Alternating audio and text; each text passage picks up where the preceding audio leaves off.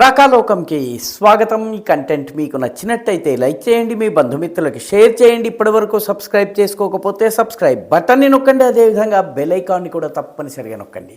జై హింద్ మిత్రులారా. అస్సాం ముఖ్యమంత్రి హిమాంత బిశ్వ శర్మ ఉన్నట్టుగా కుండబద్దలు కొట్టేయడంలో చాలా నిర్మోహమాటంగా, నిక్కచ్చిగా, నిష్కర్షగా వ్యవహరించే నాయకులలో ఒకడిగా పేరు పొందాడు.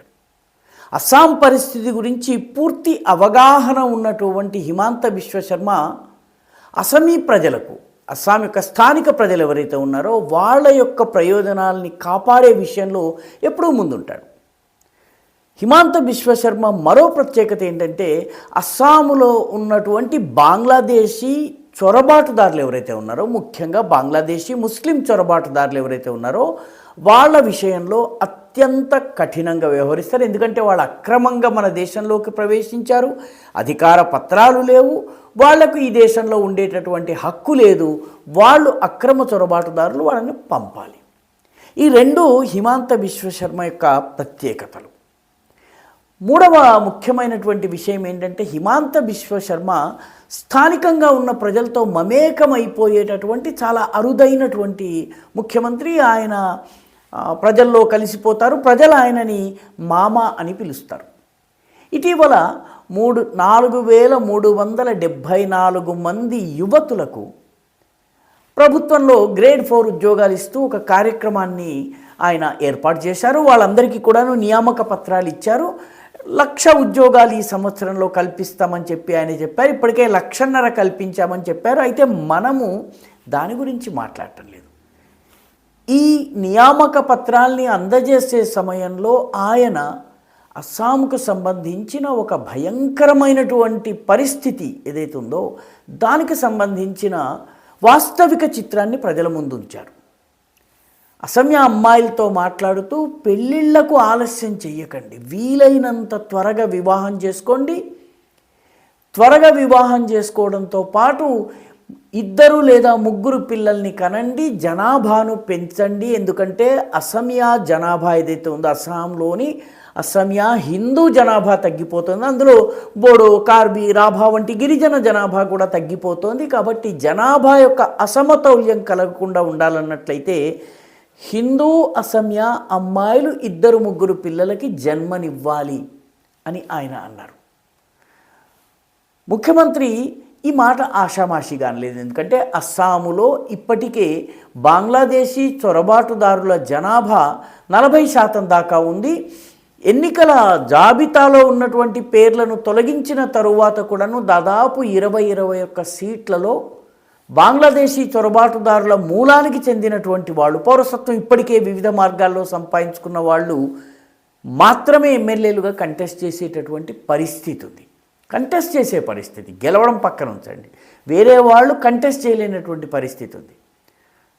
ముఖ్యమంత్రి చాలా ఆసక్తికరమైనటువంటి విషయం ఒకటి చెప్పారు. అదేంటంటే, అప్పర్ అస్సాం అంటే బ్రహ్మపుత్ర యొక్క ఎగువ భాగం ఏదైతే, అస్సాం యొక్క ఎగువ భాగం డిబ్రూగఢ్, శిబ్సాగర్, గోలాఘాట్, జోర్హాట్, లఖింపూర్, ధేమాజీ, తేజ్పూర్, ఈ జిల్లాలన్నీ కూడాను అప్పర్ అస్సాం అంటారు.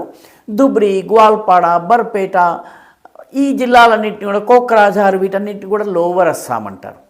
ఈ అప్పర్ అస్సాం జిల్లాల్లో ముఖ్యంగా డిబ్రూగఢ్, శిబ్సాగర్ జిల్లాల్లో జనాభా పెరుగుదల చాలా తక్కువగా ఉంది. ఒక పిల్లవాడు కూడా లేనటువంటి కుటుంబాలు ఉన్నాయి, ఒకళ్ళతో ఆపేసేసిన కుటుంబాలు చాలా ఉన్నాయి. కాబట్టి జనాభా పెరుగుదల వేగము ఈ జిల్లాల్లో తక్కువగా ఉంది. హిందూ జనాభా ఎక్కువగా ఉన్నటువంటి ప్రాంతంలో జనాభా పెరుగుదల చాలా తక్కువగా ఉంది. అదే దక్షిణ అస్సాం, దిగువ అస్సాం ఏదైతే ఉందో, ధుబ్రీ కానీ, గ్వాల్పాడ కానీ, ఈ జిల్లాల్లో 6-7 పిల్లలు ఉన్నటువంటి కుటుంబాలు అనేకం ఉన్నాయని తాజాగా జరిపినటువంటి ఎన్ఆర్సీలో బయటపడ్డ విషయాన్ని ఆయన గుర్తు చేశారు. అస్సాం వాస్తవానికి మొట్టమొదటి నుంచి అస్సాంకి సమస్య ఉంది.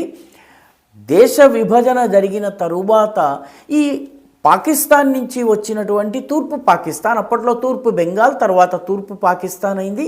అక్కడి నుంచి వస్తున్నటువంటి జనాభా అడ్డు అదుపు లేకుండా రావడము, బ్రిటిష్ వాళ్ళు దీన్ని ఎంకరేజ్ చేయటం, ముఖ్యంగా ఆ సమయంలో ముస్లిం లీగ్ తరఫున అస్సాంకి ముఖ్యమంత్రిగా కొంతకాలం ఉన్నటువంటి సర్ సాదుల్లా, ఈయన ముస్లింలని చాలా పెద్ద సంఖ్యలో తీసుకొచ్చి ఎక్కడ పడితే అక్కడ వాళ్ళకు భూములు ఇచ్చి వాళ్ళని సెటిల్ చేసి అస్సాం మొత్తాన్ని అసలు తూర్పు బెంగాల్తో కలిపి తూర్పు పాకిస్తాన్గా మార్చాలని 1947లో ప్లాన్ చేశారు. అదృష్టవశాత్తు ఆ ప్లాన్ ఫెయిల్ అయింది. అస్సాం భారతదేశంలో మిగిలింది. మిగిలిన భారతదేశంలో ఈ తూర్పు పాకిస్తాన్ మూలానికి చెందిన వాళ్ళను ఏరివేసేందుకు 1951లో నేషనల్ రిజిస్టర్ ఆఫ్ సిటిజన్స్ని తయారు చేశారు. ప్రతి 10 ఏళ్లకు దాన్ని అప్గ్రేడ్ చేయవలసి ఉంటుంది, సంస్కరించవలసి ఉంది. దురదృష్టవశాత్తు ఓట్ల రాజకీయంలో పడ్డటువంటి కుహనా సెక్యులర్ పార్టీలు దాన్ని పక్కన పెట్టేశాయి. పర్యవసానంగా 65, 71 ఆ తరువాత కూడా బంగ్లాదేశీలు ఇష్టారాజ్యంగా చొరబాటు చేసి ఓటర్ల జాబితాలో పేర్లను నమోదు చేయించేసుకుని ఈరోజు అస్సాములో దాదాపు 25 నుంచి 30% వరకు వాళ్ళ జనాభా ఉండే పరిస్థితి వచ్చింది.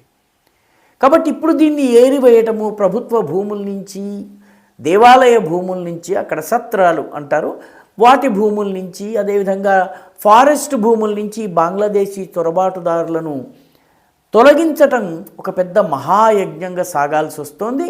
150,000 బిఘాలను ఇప్పటి వరకు విముక్తం చేయటం, బిఘాలు అక్కడ భూమిని కొలిచేటటువంటి ఒక కొలమానము తొలగించడం జరిగింది. అయినప్పటికీ కూడాను ఇంకా చేయవలసింది చాలా ఉంది. హిమాంత బిశ్వ శర్మ ఈ అంశాలన్నింటినీ లేవనెత్తుతూ ఈ ఉద్యోగాలు ఇచ్చిన అమ్మాయిల్ని తొందరగా పెళ్లి చేసుకోండి అని చెప్పడంతో పాటు ఇంకొక సలహా ఇచ్చారు. సలహా ఏంటంటే ఏడాది లోపల పెళ్లి చేసుకోండి. మీరు పెళ్లి చేసుకునేటటువంటి వివాహ ఆహ్వాన పత్రిక ఏదైతుందో ఇది నా ఫోన్ నంబర్కి మీరు వాట్సాప్ చేయండి అని తన ఫోన్ నంబర్ అందరికీ ఇచ్చారంటే అస్సాంలో ఉన్నటువంటి జనాభా అసమతౌల్యం యొక్క సమస్య తీవ్రతను హిమాంత బిశ్వశర్మ గుర్తించారు. హిమాంత బిశ్వశర్మ 2 లేదా 3 పిల్లల్ని కనండి అని అనడాన్ని తప్పుపట్టేవాళ్ళు చాలామందికి తెలియని విషయం ఏంటంటే చంద్రబాబు నాయుడు కూడాను జనాభాని పెంచాలి, 2 లేక 3 కనండి, ఎందుకంటే దక్షిణ భారతదేశపు జనాభా తగ్గుతోందని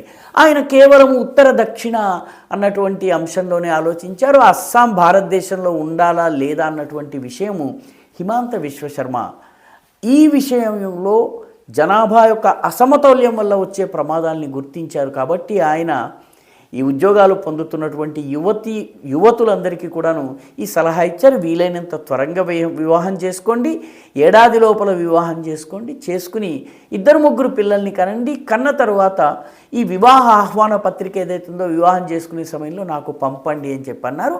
అస్సాములో డెమోగ్రఫిక్ చేంజ్ యొక్క అత్యంత భయావహ స్థితి దేశంలో ఎక్కడన్నా చూడాలన్నట్లయితే కేరళ, అస్సాములో చూడాలి. కేరళలో అది ఒక ప్రాంతానికి, ఉత్తర ప్రాంతానికి లేదా దక్షిణ ప్రాంతంలో దక్షిణ కొస లేదా ఉత్తర కొసకి పరిమితమైంది. అస్సాములో దాదాపు మొత్తము రాష్ట్రంలో డెమోగ్రఫిక్ చేంజ్ జరుగుతోంది. అత్యంత ప్రమాదకర పరిస్థితుల్లో ఉంది. అందుకే హిమాంత బిశ్వశర్మ ఈ మాట అన్నారు. ఈ వీడియో మీకు నచ్చినట్టయితే లైక్ చేయండి, షేర్ చేయండి, ఈ ఛానల్కు సబ్స్క్రైబ్ చేయండి. మీ అభిప్రాయాన్ని కమెంట్ల రూపంలో తప్పనిసరిగా పంపించండి.